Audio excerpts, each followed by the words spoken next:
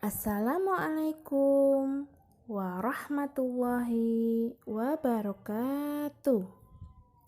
Apa kabar anak-anakku? Sebelum memulai pembelajaran, yuk kita berdoa terlebih dahulu. Bismillahirrahmanirrahim. Alhamdulillahirabbil alamin. Ar-Rahmanir-Rahim. Maliki yaumiddin. Iyyaka na'budu wa iyyaka nasta'in. Ihdinas siratal mustaqim.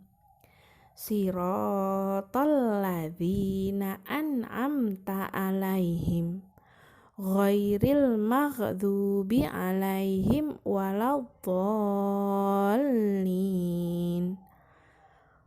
Amin. Rabbi zidni ilma warzuqni fahma. Amin. Semuanya semangat ya anak-anakku. Hari ini kita akan belajar tentang sholat sunnah rawatib. Coba di antara kalian, apakah ada yang tahu apa sih sholat sunnah rawatib itu? Karena mungkin kalian masih asing dengan sholat tersebut. Pernahkah kalian pergi ke masjid, kemudian melihat orang yang sholat, padahal imam belum memulai sholat? Nah, itu yang dinamakan sholat sunnah rawatib qobliyah. Apa sih sholat sunnah rawatib? Kita cari tahu yuk.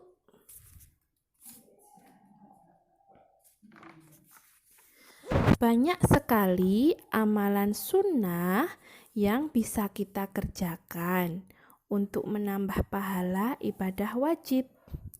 Salah satunya adalah mengerjakan sholat sunnah yang selalu dikerjakan oleh Rasulullah Shallallahu Alaihi Wasallam.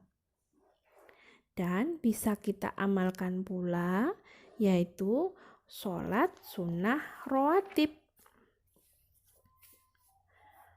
Sholat sunnah rawatib adalah sholat sunnah yang mengiringi sholat fardu, yaitu sholat yang dikerjakan sebelum dan sesudah sholat fardu.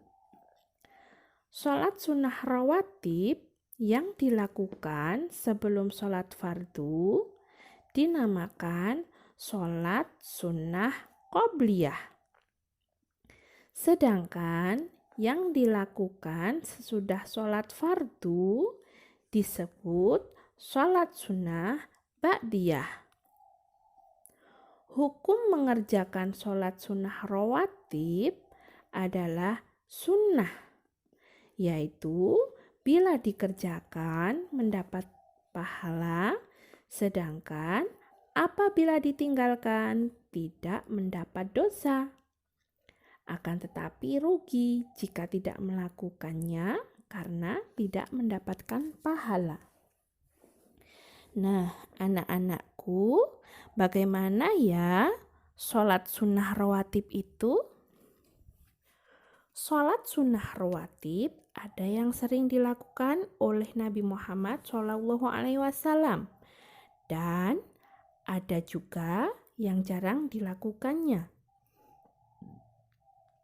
Sholat sunnah rawatib yang sering dilakukan oleh Nabi disebut sholat sunnah mu'akkad atau sangat dianjurkan untuk mengerjakannya. Sedangkan yang jarang dilakukan oleh Nabi Muhammad SAW disebut sholat sunnah ghairu mu'akkad atau tidak ditekankan untuk mengerjakannya. Di antara sholat sunnah mu'akkad adalah 1. 2 rakaat sebelum zuhur, 2 rakaat sesudah zuhur, 3 2 rakaat sesudah maghrib, 4 2 rakaat sesudah isya, 5 2 rakaat sebelum subuh. Kemudian di antara sholat sunat rawatib ghairu mu'akkad terdiri dari 1. 4 rakaat sebelum zuhur. Maksudnya yaitu 2 rakaat pertama termasuk sunnah mu'akkad. 2 rakaat berikutnya termasuk ghairu mu'akkad. 2. 4 rakaat sesudah zuhur, maksudnya 2 rakaat pertama termasuk sunnah mu'akkad. 2 rakaat berikutnya termasuk ghairu mu'akkad. 3. 4 rakaat sebelum asar. 4. 2 rakaat sebelum maghrib. 5. 2 rakaat sebelum isya. Setelah mengetahui ketentuan-ketentuannya, lalu bagaimana kita melakukannya ya? Cara melakukannya sama dengan sholat fardu, namun niatnya yang berbeda. Contoh dalam niat sholat sunnah rawatib 2 rakaat sebelum subuh. Usolli sunnatas subhi rak'ataini qabliyatan lillahi ta'ala. Artinya, aku niat sholat sunnah 2 rakaat sebelum subuh karena Allah Ta'ala. Kemudian, contoh sholat sunnah rawatib sesudah maghrib atau niat sholat sunnah rawatib ba'diyah maghrib, yaitu usolli sunnatal maghribi rak'ataini ba'diyatan lillahi ta'ala. Artinya, aku niat sholat sunnah rawatib 2 rakaat sesudah maghrib karena Allah Ta'ala. Anak-anakku, di dalam sholat sunnah rawatib terdapat hikmah yang bisa kita dapat. Di antaranya adalah 1. Dapat menyempurnakan pahala ibadah sholat fardu. 2. Dapat menghapus dosa yang kita lakukan. 3. Mencegah perbuatan yang buruk. 4. Pahalanya lebih baik daripada dunia dan isinya. 5. Akan mendapat rahmat dari Allah. 6.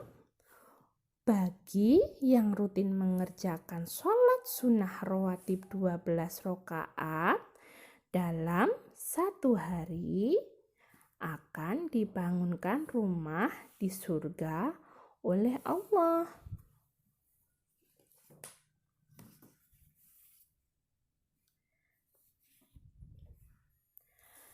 Anak-anakku, Setelah kita mengetahui arti sholat sunnah rawatib, ketentuan sholat sunnah rawatib, lafal sholat sunnah rawatib, dan hikmah sholat sunnah rawatib, semoga kita selalu dapat melakukannya ya, supaya sholat fardu kita menjadi sempurna. Alhamdulillahirabbil alamin. Kita sudah mempelajari materi sholat sunnah rawatib. Semoga bermanfaat ya anak-anakku. Terima kasih. Wassalamualaikum warahmatullahi wabarakatuh.